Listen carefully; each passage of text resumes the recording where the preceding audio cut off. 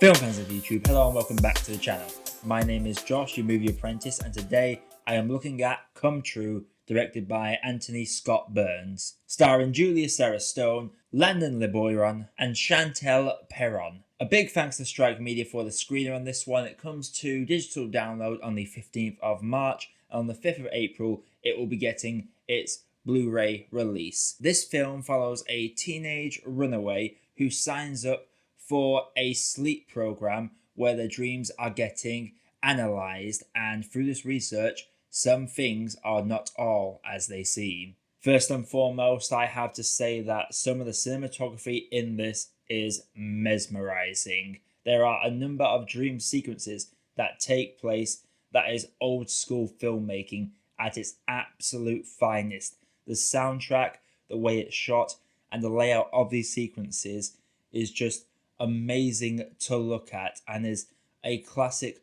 old school style of filmmaking. I would love to know how they did these sequences because they were just so visually appealing, which was definitely a big highlight from this movie. The soundtrack in general was just a joy to listen to. It kept that tense atmosphere coming throughout this movie as a whole. There are a couple of synth-wavy pieces, and I am a big fan of synthwave, so that I did appreciate as well.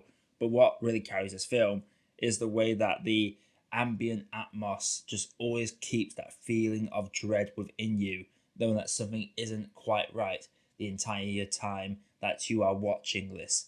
This concept is absolutely fantastic, and it utilizes it in a lot of clever little ways. It asks the question of why do we dream? What do we dream of? How do our nightmares correlate to each other?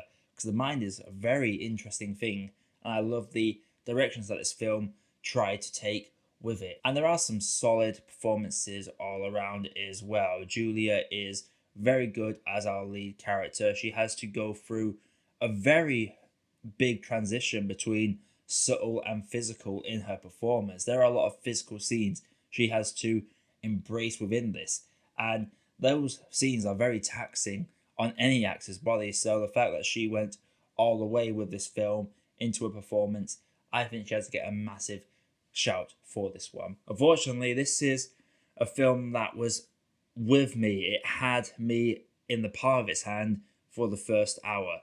But it's one of those films where you can pick the exact moment where things start to go downhill. Unfortunately, this film gets very convoluted towards its second half.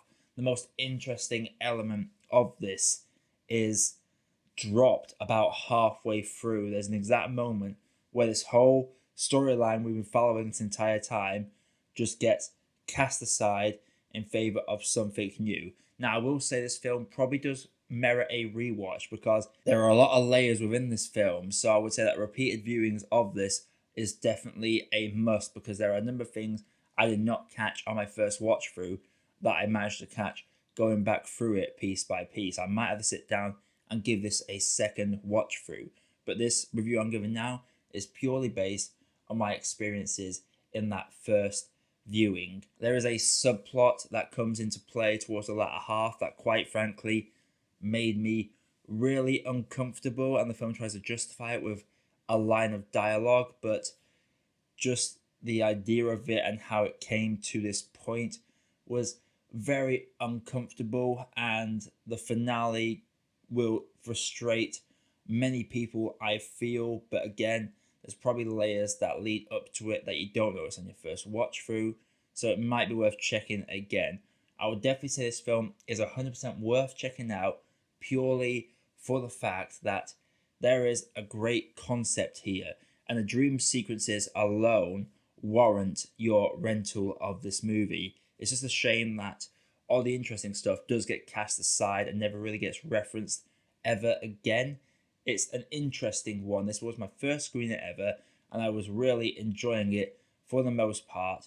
But once it got to a certain point, that's where things really started to take a nosedive, and some of the subplots I just either wasn't as invested in, or they just made me really uncomfortable, which is a shame because this was a fantastic little movie leading up to that point. Just for the soundtrack, cinematography, performances, and the dream sequences, I would strongly recommend at least giving this a chance and judging this one for yourself. Before I get into my grade, if you like what I do on this channel, consider clicking that like button and subscribing to the channel for more reviews like this one coming all the time. We've got a few more screeners coming up soon, so be on the lookout for those by hitting that bell notification button. So for me, Come True, I'm going to have to say, while it did start off strong, it ends up just being a film that has just too much milk.